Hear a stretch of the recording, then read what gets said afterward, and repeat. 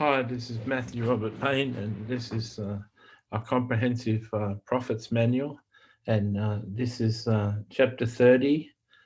And this chapter is called Dealing with the Book of Revelation. As a person who has spent a lot of time in the Book of Revelation, I can confess that it is a subject and a place that has quite often moved me into a spirit of pride. Uh, I was in a 16-year delusion at one time. That's a long time to have a delusion, isn't it? I was in a 16-year delusion at one time, thinking that I was one of the Revelation chapter 11 two witnesses. I thought that I was the Elijah, and people in the past have thought that, and there's many thousands of people on earth today who think that they're the last Elijah, and it seems to be a common thing that Satan will do. But when I was in that delusion, I didn't mention that just to worry you or just for a silly reason to mention it. I mention it because while I was in that delusion, I read the prophets about 40 times, and I read the book of Revelation many times. And I was trying to ascertain through the last books, through the last chapters of the prophets, each of the prophets seemed to end with the last days and the things that are going to happen in the last days, especially Isaiah. Um, I was trying to ascertain in the books of the prophets what was going to happen and what needed to happen in the very last days, because I thought as the last prophet, Elijah, I was going to have to do those things. And so you can imagine I spent a lot of time reading about the last days and what was going to happen and what I thought was going to be required of me. And uh, I saw a lot. I'm not sure if I saw a lot in a delusional state, or I had it supernaturally revealed to me through revelation. But I have got now personally clear understandings and clear beliefs about the book of Revelation. But I will tell you that even though I'm pretty clear and pretty sure that Christians are going to go through the tribulation, and there's not going to be a pre-tribulation rapture, and we're going to face the mark of the beast and an antichrist and the tribulation of those times. Even though I'm sure that's going to happen, the whole book of Revelation is an argumentative uh, subject. It's like a land full of landmines. There's it's can you imagine walking through land that had landmines put in it? You'd be very careful how you placed your feet. A lot of people wouldn't even walk through those places. But speaking about the book of Revelation and expressing your heart on the book of Revelation can be a very dicey thing to do. It can be a worrisome thing to do. And there seems to be 100 opinions. There seems to be many varied opinions, and people can become quite heated and quite angry and quite insistent that they're right. And I've seen arguments for pre-tribulation rapture. I've seen arguments for midway through rapture. I've seen arguments for the idea that we go through the whole tribulation. I've seen many arguments.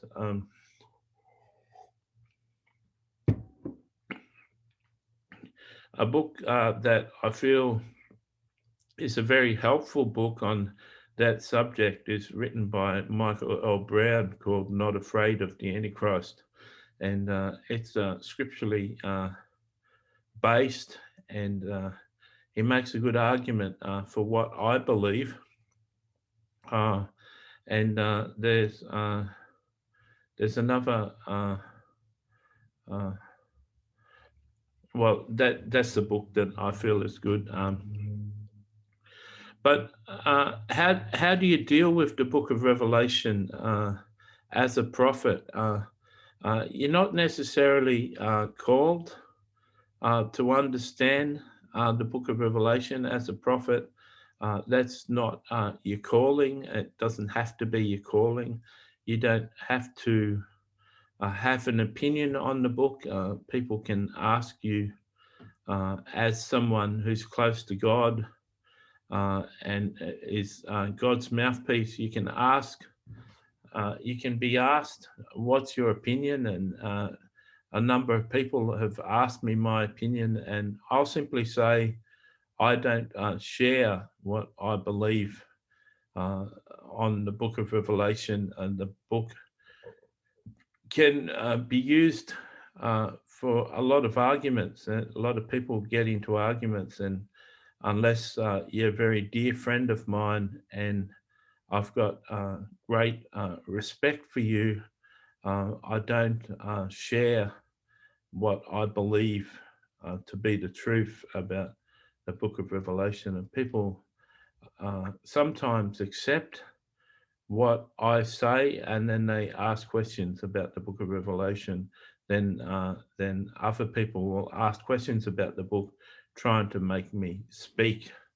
And I've got a good friend that I mentioned, that I had a good friend on Facebook, and got a good friend on Facebook who is a mature believer, and he believes the same as me on the book of Revelation. And I'm happy just to have one friend who believes the way as me. But I find personally that I don't like to be in a position where I'm being prideful and speaking in a prideful way.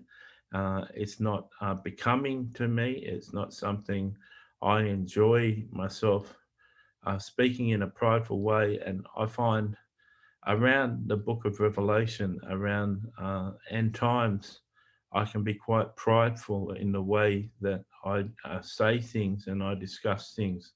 And I don't like that in myself.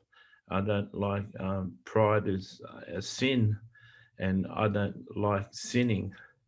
And so I shy away from that. But I can imagine if you're a prophet uh, and you've done study uh, of the major prophets in the Bible, that you'll find a big component, or a fairly sizable component of the prophets in the Old Testament talk about the last days.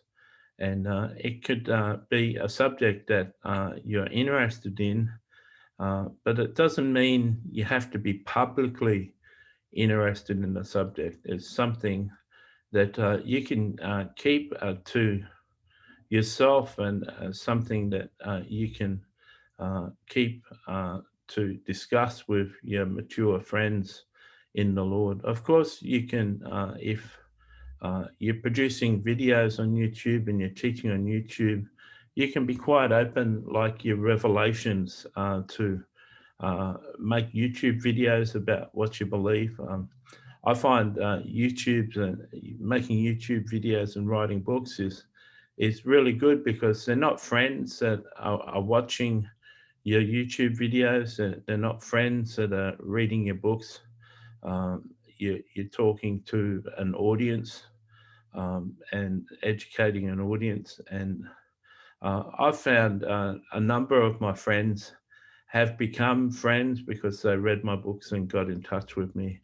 But largely, the audience of my books and the audience of my YouTube videos are strangers. And you can express your opinions and get feedback on YouTube, and uh, that's a good way to express yourself. But I find personally that, like I've shared, that I get myself into hot water when I discuss the book of Revelation, because nearly all the time the person discussing it believes something different to me. And like I said, there's many variations on what people believe with the book of Revelation. I find that most people believe in a rapture, a pre-tribulation rapture, and they're pretty insistent that they're going to go in some rapture, and